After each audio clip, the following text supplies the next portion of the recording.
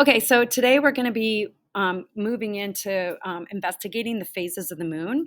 And our question is, if half of the moon is always illuminated, why does its appearance from Earth change? So we're going to start by reading an article. You have a choice. You can read the article in Amplify, or you can read the hard copy. So as you read, you'll focus on making connections between the article and anything else you've learned, either in class or previous knowledge.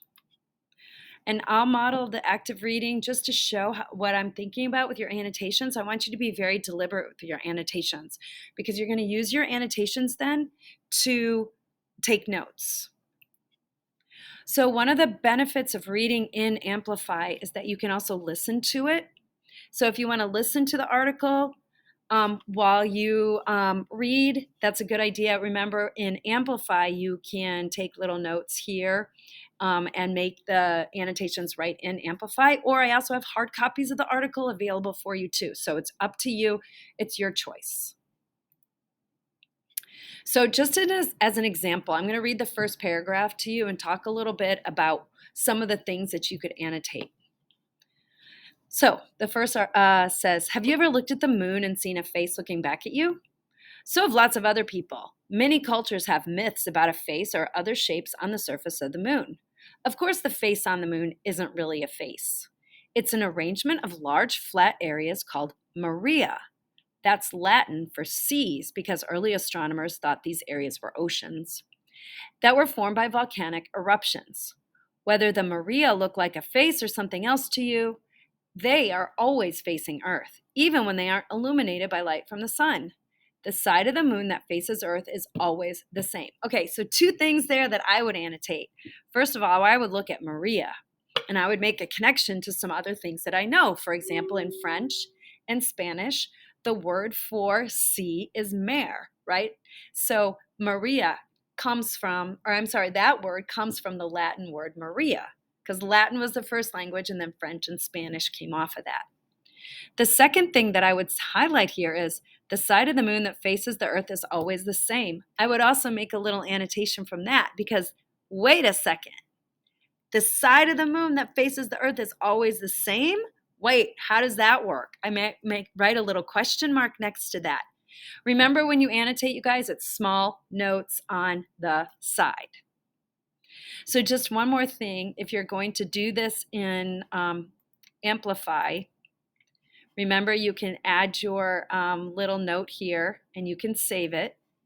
Also to find it, it is in lesson chapter 2, lesson 2.1, reading phases of the moon. All right, you open this, you can annotate it, and then you actually turn it in lesson 3. In lesson 3, you would have the hand in button. So you annotate it in lesson 2, but you turn it in lesson 3. When you're done with that, then you need to do the sketch notes. This is the template for the sketch notes, which can be found on Canvas. In your notebook, use 2 pages. This is the template. If you want to make it look a little different, you can totally do that. But make sure that you have a section that says, what are Maria? What side of the moon faces Earth?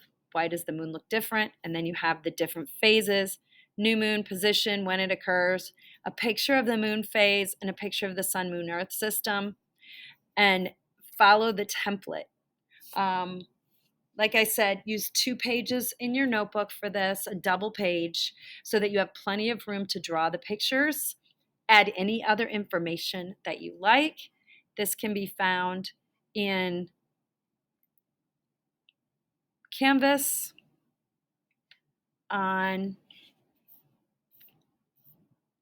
phases of the moon reading.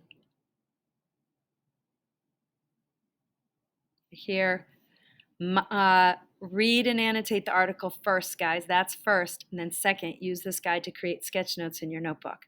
8+, I have a template for you that I can hand a hard copy to.